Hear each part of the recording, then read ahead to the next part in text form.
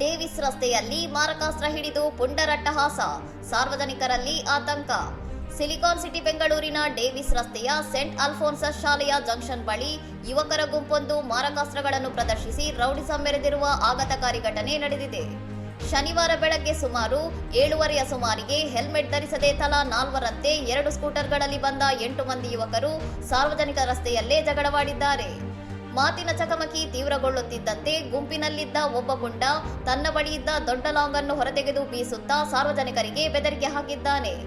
ಘಟನಾ ಸ್ಥಳದ ಸಮೀಪದಲ್ಲೇ ಶಾಲೆ ಮತ್ತು ಟೀ ಸ್ಟಾಲ್ಗಳಿದ್ದು ಮುಂಜಾನೆ ಶಾಲೆಗೆ ತೆರಳುತ್ತಿದ್ದ ಮಕ್ಕಳು ಹಾಗೂ ಪೋಷಕರು ಈ ರೌಡಿಸಂ ನೋಡಿ ತೀವ್ರ ಭಯಭೀತರಾಗಿದ್ದಾರೆ. ಸ್ಥಳೀಯರು ಆರೋಪಿಸಿರುವಂತೆ ಈ ಭಾಗದಲ್ಲಿ ಇತ್ತೀಚೆಗೆ ಗಾಂಜಾಮಲಿನಲ್ಲಿ ಮೆರೆಯುವ ಪುಂಡರು ಹಾಗೂ ರೌಡಿಗಳ ಹಾವಳಿ ವಿಪರೀತವಾಗಿದ್ದು ಸಾಮಾನ್ಯ ಜನಜೀವನಕ್ಕೆ ಸಂಚಕಾರ ತಂದೊಡ್ಡಿದೆ. ಘಟನೆ ನಡೆದ ಜಂಕ್ಷನ್ನಲ್ಲಿರುವ ಸಿಸಿಟಿವಿ ಕ್ಯಾಮೆರಾಗಳಲ್ಲಿ ಈ ದೃಶ್ಯಾವಳಿಗಳು ಸಂಪೂರ್ಣವಾಗಿ ಸೆರೆಯಾಗಿದ್ದು ತಪ್ಪಿತಸ್ಥರನ್ನು ಕೂಡಲೇ ಗುರುತಿಸಿ ಕಠಿಣ ಕ್ರಮ ಕೈಗೊಳ್ಳಬೇಕೆಂದು ಸಾರ್ವಜನಿಕರು ಪೊಲೀಸ್ ಕಮಿಷನರ್ಗೆ ಆಗ್ರಹಿಸಿದ್ದಾರೆ. ಇನ್ನಷ್ಟು ಸುದ್ದಿಗಳಿಗಾಗಿ ನೋಡ್ತಾ ಇರಿ ಸೌರಂ ಟಿವಿ.